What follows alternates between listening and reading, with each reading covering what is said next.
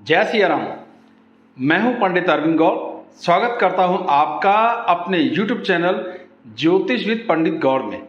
और आज की चर्चा का विषय है ग्रहों के नीच अवस्था में होने पर क्या प्रभाव पड़ता है।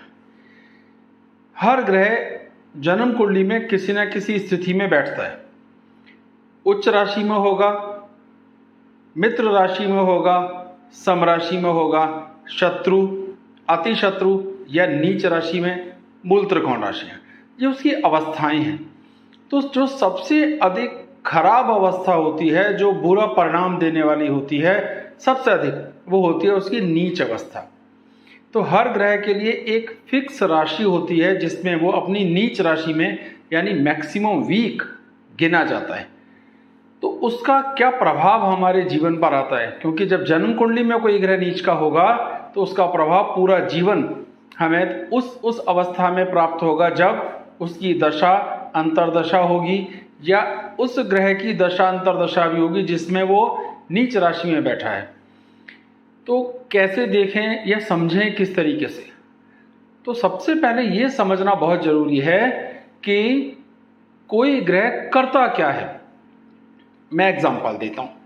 अगर मैं ज्योतिष बता रहा हूं तो ये मेरा काम हुआ, और मैं बहुत खराब हूं तो मैं बहुत खराब ज्योतिष बताऊंगा, बहुत अच्छा हूं तो बहुत अच्छी ज्योतिष बताऊंगा। तो निर्भर इस पर है कि मैं कैसा हूं। अगर आप ये देखना समझ जाएं तो ये बात आपको समझ में अपने आप आ जाएगी। गुरु ग्रह की, तो गुरु ज्ञान के कंट्रोलर हैं। गुरु मतलब गुरु जी, ज्ञान। अब ये ज्ञान धार्मिक भी हो सकता है, पढ़ाई लिखाई का भी हो सकता है, और दोनों भी हो सकते हैं। तो ज्ञान का, दादा दादी के सुख का, विद्या का, एजुकेशन का, बुद्धि का, पुत्र संतान का, सारी संतानों का, पर पुत्र संतान का, धर्म का, जैसे कुल वैवाहिक जीवन का, सुख का, वाहन का, यज्ञ, पूजा पाठ, धर्म, मेडिटेशन आदि, इन सब चीजों का, और शारीरिक बल यानी आप भारी भरकम शरीर, ये सब चीजें होती हैं। हृदय शक्ति मजबूत होती है, सहने की ताकत बहुत अच्छी होती है, एक तरह से पेशेंस जिसे कहते हैं, बहुत पेशेंसफुल होता है, और परमार्थ करने में बहुत जीवन खर्च करता है। तो ये गुण तब होते हैं जब बुध बृहस्पति बहुत अच्छा हो। अब अगर बृहस्पति नीच में होगा तो कहाँ होगा? मकर राशि में।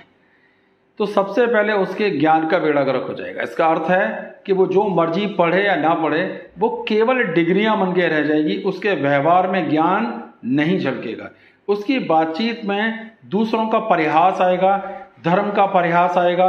खुद तो पूजा पाठ करेगा नहीं, कोई करेगा तो उसका भी मजाक उड़ाना उसकी प्रवृत्ति हो जाती है। तो विद्या से अगर वो पढ़ भी जाए तो उस विद्या का वास्तविक उसे लाभ नहीं होता। संतान के सुखों में कमी आती है, संतान से तालमेल में कमी देखने में आती है, बुद्धि सही तरीके से काम करती नहीं, पूजा पाठ, व्रत इत्यादि उसे ढोंग और एक तरह से दिखावा दिखाई देने लगते हैं। शारीरिक बल कमजोर होता है, उतना दमखम होता नहीं शरीर में कि वो कोई छोटी बीमारी को भी बर्दाश्त करे। आमतौर पर थोड़े नाजुक हो जाते हैं शरीर से। हृदय शक्ति वीक होती है, समस्याओं का समाधान करने के लिए बल नहीं होता, भय ज्यादा हो जाता है, और परमार्थ करने का तो सवाल ही नहीं पैदा होता क्योंकि उसे ये सब चीजें ढोंग दिखाई देती। तो देखिए क्या स्थिति हुई बृहस्पति के खराब होते ही, या वो नीच में गया तो ज्ञान का, बुद्धि का, संतान का, मन की खुशी का, धर्म का, भाग्य का, इन सभी परिस्थितियों की हानि देखने में उसे आती है और इसका उसे नुकसान होता है। उपाय, बीज मंत्रों का जाप उस ग्रह के वीक होने पर आप कर सकते हैं, और अगर उस ग्रह का प्लेसमेंट ठीक है तो उसका रत्न भी धारण किया जा सकता है। लेकिन ये समझना बड़ा जरूरी है कि ये हमेशा संभव नहीं है, लेकिन मंत्र जाप और दान कभी इंकार नहीं है, किया जा सकता है। अब बारी आ गई शुक्र की। शुक्र मुख्य रूप से हमारी पारिवारिक जीवन के सुख को देखता है, काम को देखता है। काम मतलब सेक्स को संभालता है। देखिए अच्छा होगा या बुरा, दोनों हाथ सूरतों में वो एक ही काम करता है, लेकिन अच्छा वो जो समाज के नियमों के अंतर्गत आ जाए, और बुरा वो जो समाज के नियमों के अंतर्गत ना आता हो। बस इतना फर्क कर देता है। यानी एक अच्छी बात हो गई जिसे समाज स्वीकार कर रहा है, आप शादी करें और जीवन का आनंद लें, और जब शुक्र गड़बड़ हो जाए, मंगल के साथ हो या और ग्रह की स्थिति हो, तो क्या करेगा कि प्रेम तो करेगा, लेकिन अब समाज के रूल्स तोड़ रहा है, धर्म जाति के बंधन तोड़ रहा है, या बिना विवाह के ही इधर उधर प्रयास कर रहा है। तो काम कला को देखता है, भोग और विलास को देखता है, आनंदमय जीवन जीना चाहता है, जीता है, पत्नी का अच्छा सुख प्राप्त होता है, वाहन का, धन का, आभूषण का, नृत्य का, कला का, उसको आनंद प्राप्त होता है, अच्छे कपड़े पहनना, बढ़िया से रहना, ठाठ से रहना, ये सब कुछ शुक्र संभालता है। और हमारा विषय क्या है कि अगर शुक्र नीच राशि में होगा तो नीच में कब होता है? जब वो कन्या राशि में होता है, 6 नंबर पे। तो सबसे पहले उसकी अपनी पत्नी से तालमेल में दिक्कतें, यानी पारिवारिक सुखों में कमी आ जाएगी। फिर अगर उसमें कुछ और स्थितियां भी खराब हो गई तो उसे पर स्त्री गमन, किसी और स्त्री के साथ एक्स्ट्रा मैरिटल अफेयर की संभावनाएं भी बन जाएंगी। भोग विलास के सपने बहुत देखेगा पर एक्चुअल प्रयास कभी करेगा ही नहीं, और जब प्रयास नहीं होगा तो रिजल्ट कैसे आएगा, ये स्थिति हो गई। वाहन के सुख सपने ही देखते रहते हैं कि बहुत बड़ी कार लेंगे, मर्सिडीज लेंगे, लेकिन आमतौर पर ले नहीं पाते।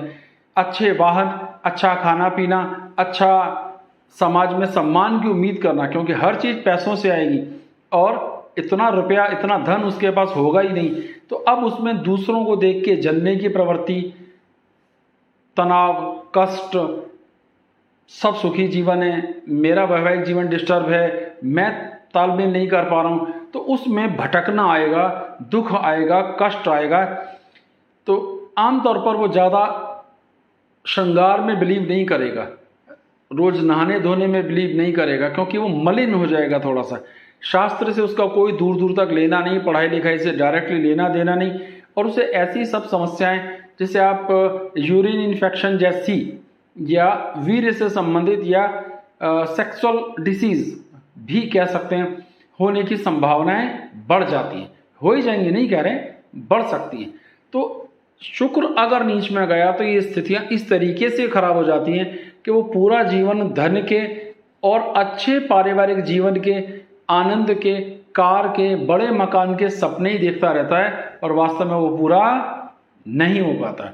उपाय फिर वही कि कुंडली में स्थितियां ठीक हो, हालात ठीक हो, तो आप, और ग्रह का प्लेसमेंट सही जगह पे है तो हीरा भी पहन सकते हैं। शुक्र के बीज मंत्रों का जाप करना चाहिए, इससे जितनी राहत हो सकती है वो जरूर होगी।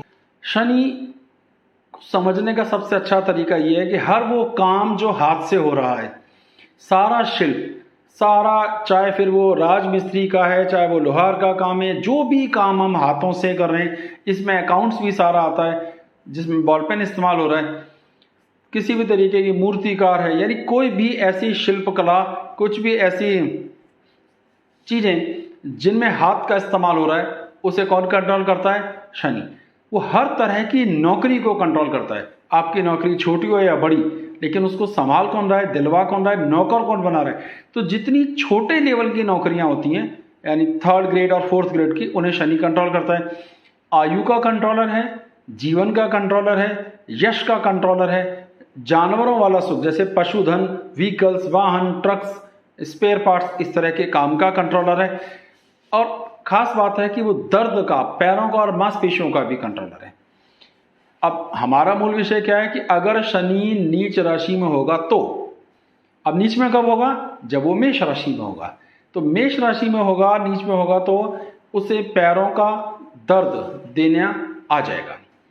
घुटनों में दर्द, टखनों में दर्द, घुटनों में गैप आ गया है, घुटने बदलवाने की जरूरत है, या पैरों में क्रैम्प्स आते हैं, नसें चढ़ जाती हैं, जैसा चाहे शब्दों को इस्तेमाल करो, और उसे पैरों की कोई ना कोई समस्या, मांसपेशियों की कोई ना कोई समस्या रहेगी। उसे हमेशा नौकरी में अनसेटिस्फैक्शन रहेगा, बॉस ठीक नहीं है, कभी जूनियर ठीक नहीं है, कभी पेमेंट ठीक नहीं मिल रही, ये शिकायत उसकी दूर नहीं होगी। कहीं ना कहीं उसे अपनी उम्र को लेकर के डाउट रहेगा कि पता नहीं मेरी एज कितनी है, मैं कितना जी सकूंगा या नहीं जी सकूंगा। तो अपने जीवन की जो एक तरह से स्पैन है, लाइफ स्पैन, उसके लिए भी उसके मन में तनाव, यश की प्राप्ति नहीं होती, बहुत सारे व्हीकल्स संभव नहीं है। पशुधन आमतौर पे आप सोचोगे भाई मेरे पास 40 भैंस हैं या और इससे में 10 घोड़े हैं, ऐसा आमतौर पे संभव नहीं होता है। वो किसी भी विशेष चीज जैसे तेल का काम, oils, grease, petroleum, spare parts के काम में सफल नहीं हो पाता। सारे ट्रांसपोर्ट मशीनरी के काम, हाथ से किए जाने वाले कामों में भी उसे सफलता नहीं मिल पाती। तो क्या हुआ आप 50% से ज़्यादा काम तो इस दुनिया के कर ही नहीं पा रहे हैं क्योंकि शनि वीक है और आपको कंपीट सबसे करना है। तो जलन, नेगेटिविटी, चिढ़ना, दूसरों से अलग होना, व्यवहार में अकेलापन ले आना, सेक्लूड हो जाना बढ़ता जाता है। तो थोड़ा अकेला पड़ जाता है, ज़्यादा मिलना जुलना नहीं करता।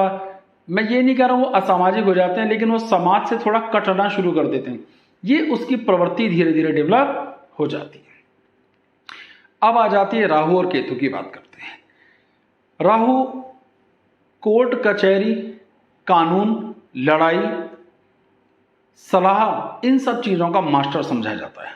यानी राजनीतिक दिमाग है, सलाह बड़ी अच्छी दे सकता है या सलाह का लाभ दे सकता है। अब अगर वो अपनी नीच राशि में होगा तो उसे उच्च राशि में समझा जाता है। इसमें डाउट्स हैं, कुछ लोग मिथुन में कहते हैं, कुछ वृषभ में कहते हैं, पर मैं मिथुन वाली साइड हूँ।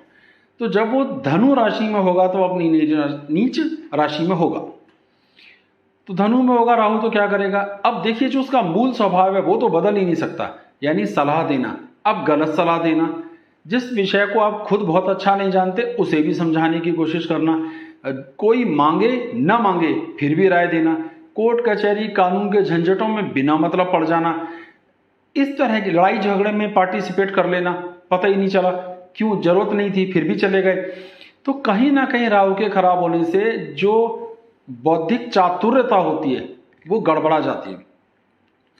राहु सीधे सीधे पढ़ाई लिखाई का कंट्रोलर नहीं है, लेकिन मैंने क्या कहा, राजनीतिज्ञता का, कब क्या बोलना है, उसका क्या लाभ लिया जा सकता है, दूसरे के मन की टोह लेने के बजाय अपने ही बारे में बताना शुरू करना, अपनी ही बात ज़्यादा करना, कहीं ना कहीं पेट की खराबियां, दांतों की खराबियां, कुछ गले के ऐब जैसे पीना पिलाना, भाषा की खराबियां, जॉइंट्स पेन, शरीर में सारी तरीके की गांठें और थायराइड की बीमारी, ये सब राहु कंट्रोल करता है। तो इससे मिलती जुलती सभी बीमारियों से वो ऐसा आदमी ग्रसित होना शुरू हो जाता है। बहुत गुस्सैल होता है, बहुत ही तुनक मिजाज किस्म का आदमी हो जाता है, इसीलिए अकेला पड़ता जाता है। लोग उससे मत्था मारना छोड़ देते हैं कि भाई क्या फायदा, बात तो करेगा नहीं, लड़ाई करने पहले आ जाएगा।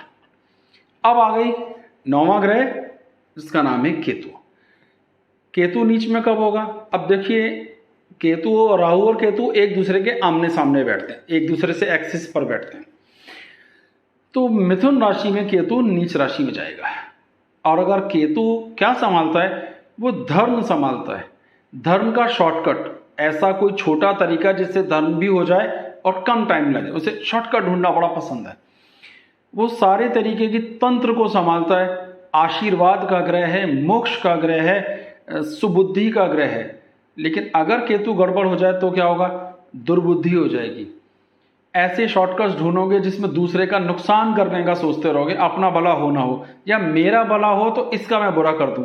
अच्छा, आपने कभी ना कभी सुना होगा कि मैंने ये मन्नत मांगी है, भगवान अगर ऐसा हो गया तो मैं बलि चढ़ा दूंगा। अब ये जब किसी को हत्या करके किसी की आप अपना लाभ ले रहे हो, ये केतु की दुर्बुद्धि का एक प्रतीक समझा जाना चाहिए। तो वो कंफ्यूज होते हैं, सही मौके पे सही फैसला लेना उनको आता नहीं है, किसी भी तरीके का प्लानिंग बहुत अच्छी वो बना नहीं सकते, स्वास्थ्य की छोटी मोटी तकलीफें, कन्फ्यूज़न, कुछ डिप्रेशन, एकदम नहीं पर थोड़ा डिप्रेशन रहता है। आशीर्वाद, उनके ना आशीर्वाद में दम है ना उन्हें आशीर्वाद प्राप्त होता है, स्वास्थ्य की तकलीफें रहती हैं। और पेट से संबंधित भी उन्हें कुछ ना कुछ तनाव, मांसपेशियों से संबंधित भी कुछ ना कुछ तनाव उन्हें बना रहता है। तो इस वीडियो में हमने 9 के 9 ग्रहों की ये चर्चा की कि वो बहुत अच्छे होते हैं तो क्या संभालते हैं, और बहुत खराब हो जाते हैं तो क्या खराब हो जाता है, जिससे आपको अपनी कुंडली में आप देखें कौन कौन से। मैं एक बार रिपीट कर देता हूं। सूर्य अगर 1 नंबर में लिखे हैं तो अपनी उच्च राशि में है, 7 नंबर में लिखे हैं तो नीच राशि में। चंद्र 2 नंबर में लिखे हैं तो उच्च राशि में है, 8 नंबर में लिखे हैं तो अपनी नीच राशि में है। उसके बाद बुध की बात करते हैं। बुध 6 नंबर पे लिखे हैं तो अपनी उच्च राशि में है, 12 नंबर पे लिखे हैं तो अपनी नीच राशि में। मंगल 10 नंबर में लिखे हैं यानी मकर राशि में तो अपनी उच्च राशि में है, 4 नंबर पे लिखे हैं तो अपनी नीच राशि में। गुरु 4 नंबर पे लिखे हैं तो अपनी उच्च राशि में है, और 10 नंबर पे लिखे हैं तो अपनी नीच राशि में हो गए। शुक्र 12 नंबर में लिखे हैं तो अपनी उच्च राशि में है, 6 नंबर पर यानी कन्या राशि में लिखे हैं तो क्या हुआ, वो अपनी नीच राशि में आ गए। शनि तुला राशि में 7 नंबर पे होंगे तो अपनी उच्च राशि में होंगे, लेकिन 1 नंबर मेष राशि में होंगे तो अपनी नीच राशि में होंगे। राहु को 3 नंबर यानी मिथुन राशि में उच्च का समझा जाता है। मतांतर पे वृषभ में राशि में भी कुछ लोग उच्च का मानते हैं, इसमें थोड़ा कन्फ्लिक्ट है, सबका अपना अपना मत है। तो इस हिसाब से वृश्चिक या धनु में वो अपनी नीच पहुंच जाते हैं। वैसा वर्षा बिल्कुल उल्टा कर दीजिए इसको तो केतु का आता है। तो केतु धनु राशि में अपनी उच्च राशि में होते हैं और मिथुन में अपनी नीच राशि में चले जाते हैं। तो आपको अपनी जन्म कुंडली को देखना है, देखिए आपके ग्रह इन दोनों नंबर में से कहीं हैं क्या, हैं तो जो वो संभालता है उसको बहुत अच्छा करके देगा, नहीं है अपनी नीच राशि में है तो उसका क्या प्रभाव होगा ये डिटेल में मैंने इस वीडियो में बता दिया। इस वीडियो से संबंधित अगर कोई प्रश्न आपके दिल में है तो जरूर पूछिए, मुझसे जितना संभव होगा मैं इसका उत्तर देने का प्रयास करूंगा। बहुत बहुत धन्यवाद। जय सिया राम।